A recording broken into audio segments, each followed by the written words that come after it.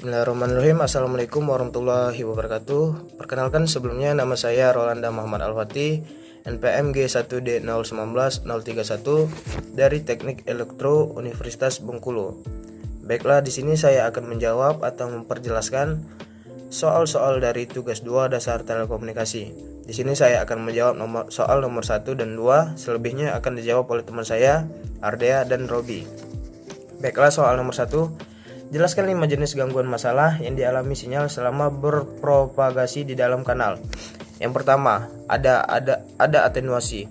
Adalah suatu kondisi di mana sinyal mengalami pelemahan selama melewati kabel atau kawat. Yang kedua, tundaan.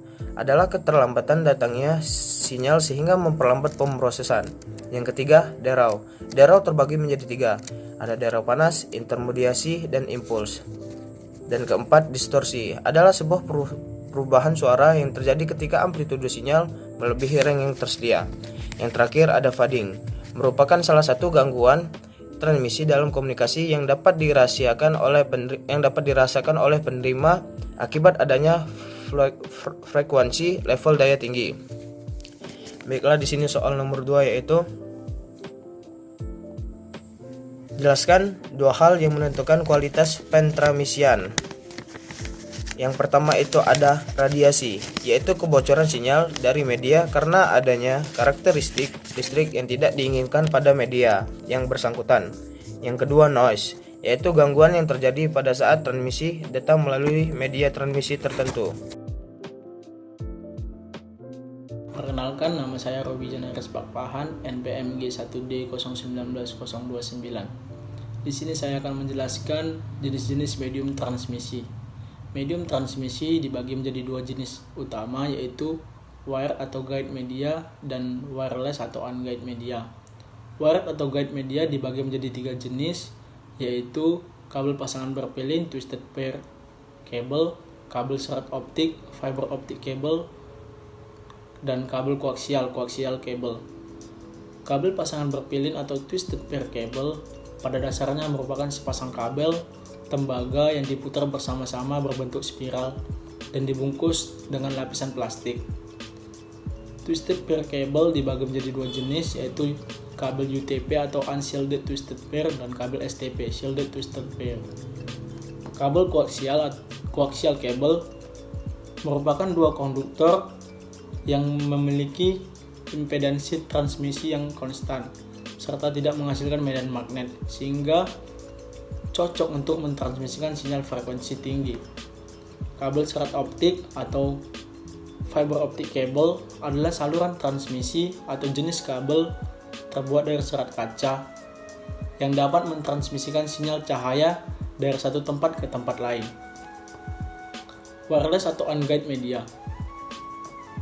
Wireless atau unguided media adalah media yang menggunakan sistem gelombang elektromagnetik. Propagasi sinyal pada fiber optik.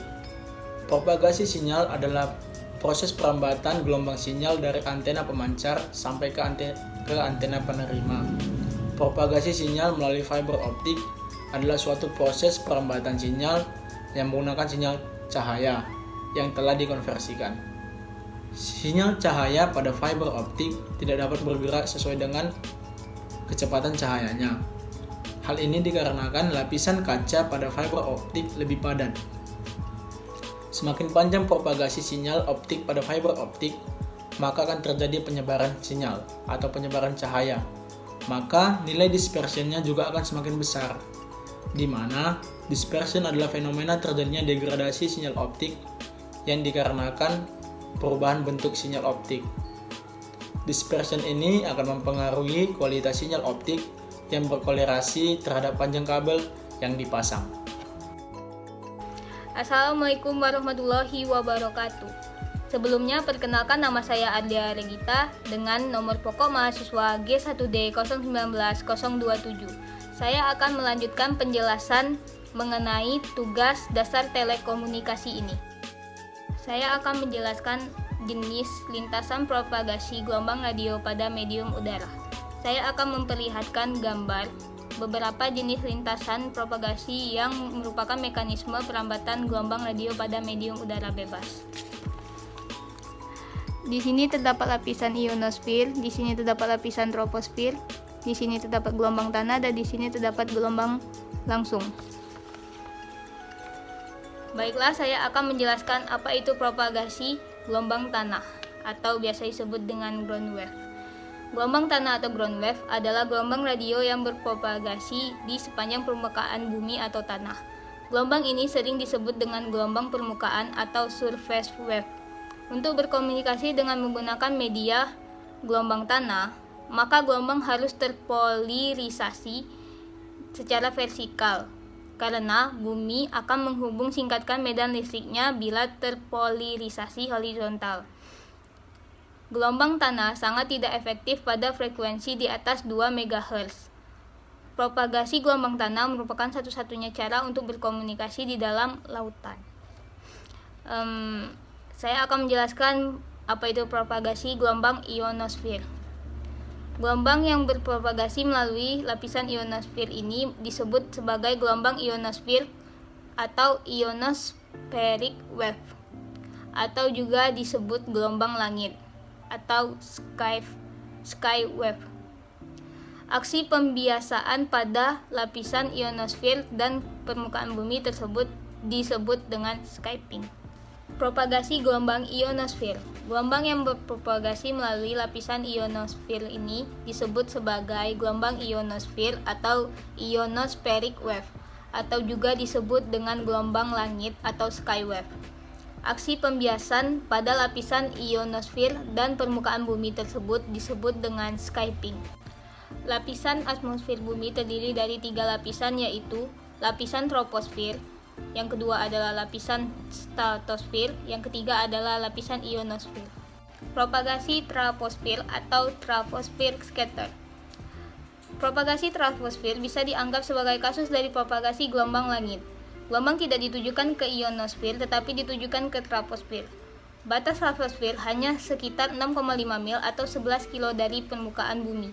Frekuensi yang bisa digunakan adalah sekitar 35 MHz atau 10 GHz dengan jarak jangkauan mencapai 400 km. Saya akan menjelaskan karakteristik propagasi gelombang radio. Karakteristik propagasi gelombang radio itu tergantung dari jenis propagasi apa yang digunakan, baik itu propagasi tanah, propagasi ionosfer, propagasi troposfer, ataupun propagasi langsung. Karena yang jadi pembeda dari setiap propagasi adalah frekuensi, kecepatan sinyal, dan jarak perangkat yang dituju. Beberapa jenis propagasi digunakan dalam sistem transmisi radio praktis. Propagasi garis pandang berarti gelombang radio yang bergerak dalam garis lurus dari antena pemancar ke antena penerima.